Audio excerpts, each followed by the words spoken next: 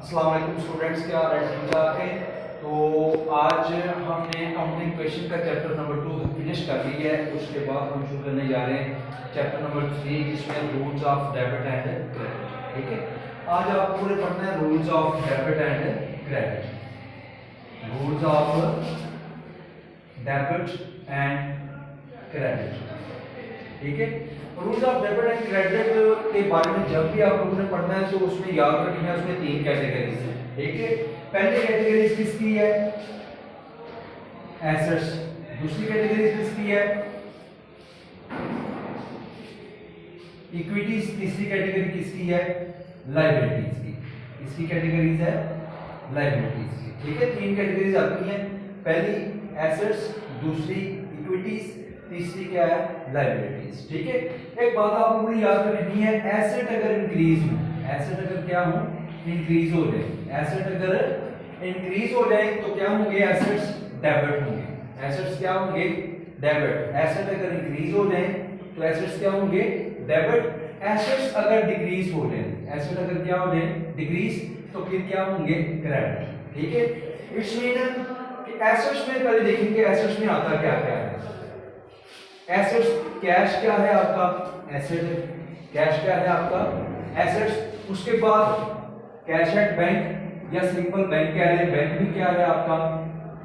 Asset है। ठीक है, डेटर्स।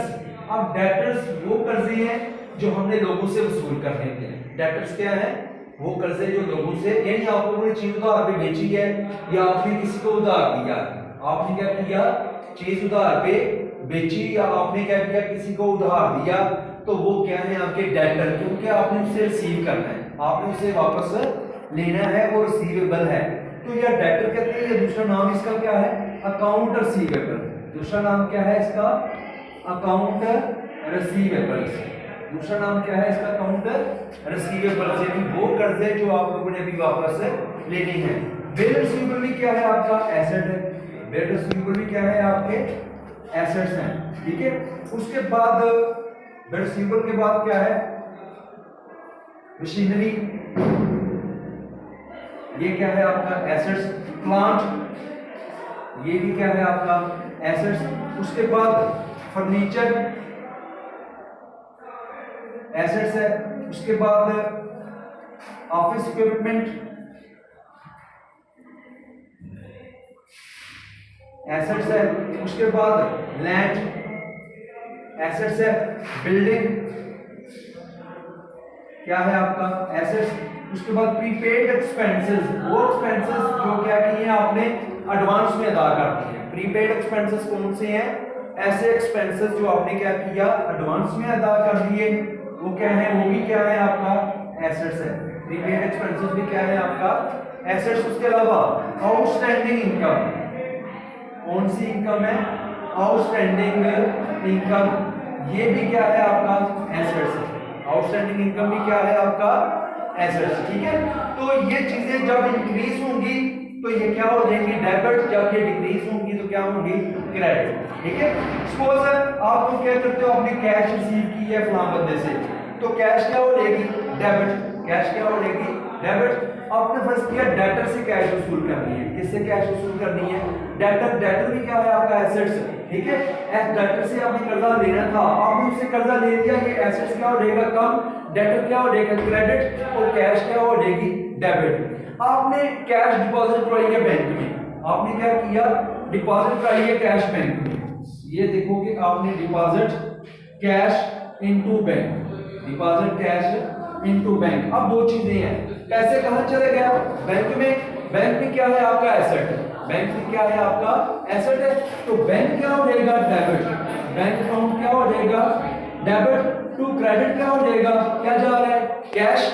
कैश भी क्या है आपका? एसेट है ना, तो कैश क्या हो जाएगी? क्रेडिट हो जाएगी। कैश क्या हो जाएगी? क्रेडिट हो जाएगी। ठीक है, 3 कैटेगरीज मैंने बताई है। पहली कौन सी है कैटेगरीज? एसेट्स, इसके बारे में हम बात कर रहे हैं। ठीक है, अच्छा कि एसेट्स में कौन कौन सी चीजें आती हैं? कैश आपका एसेट है, बैंक आपका एसेट है, डेटर्स वो कर्जे जो आपने लोगों से वसूल करने हैं, अकाउंट रिसीवेबल भी कहते हैं उसको, वो भी क्या है आपका? एसेट।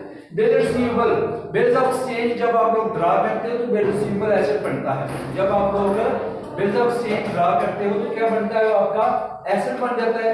मशीनरी जब परचेज करते हो तो डेबिट, मशीनरी बेचते हो तो क्या हो जाएगी, क्रेडिट। मशीनरी परचेज करो तो मशीनरी आएगी तो क्या हो जाएगी, डेबिट हो जाएगी, जाएगी तो क्या हो जाएगी, क्रेडिट हो जाएगी।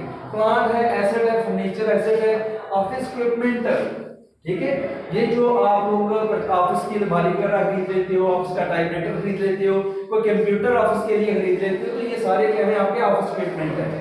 इनको आप टाइपराइटर, अलमारी ये वगैरह नहीं लिखोगे क्योंकि वो ऑफिस के लिए खरीदते हो आप लोग, तो क्या बन जाता है आपका ऑफिस इक्विपमेंट बन जाता है। लैंड है, बिल्डिंग है, प्रीपेड एक्सपेंसेस है, ठीक है। उसके बाद आउटस्टैंडिंग इनकम है, वो इनकम जो भी आपने वसूल करनी है, सेम इसमें डेटर की तरह ही है। तो जो भी आपने वसूल करना है वो क्या होगा, आपका एसेट होगा। जो भी आपने वसूल करना है वो क्या होगा, आपका एसेट, ठीक है। तो एसेट का रूल क्या है, एसेट अगर बढ़ जाए तो क्या होंगे, डेबिट, एसेट अगर कम हो जाए तो क्या हो जाएंगे, क्रेडिट हो जाएंगे, ठीक है। दूसरी चीज है इक्विटी। दूसरी कौन सी चीज है, तो आज की वीडियो में मैंने आप लोगों को बताया एसेट्स के बारे में, ठीक है। तो एसेट्स का मैंने कंप्लीट उसकी एक्सप्लेनेशन की, ठीक है।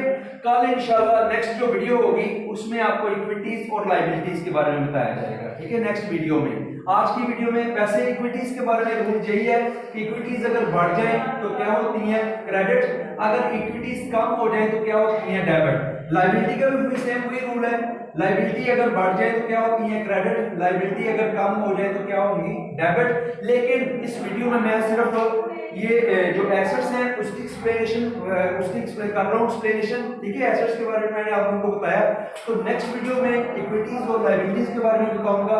तो इंशाल्लाह फिर दोबारा एक नई वीडियो बनाएंगे, फिर दोबारा एक नई मुलाकात होगी।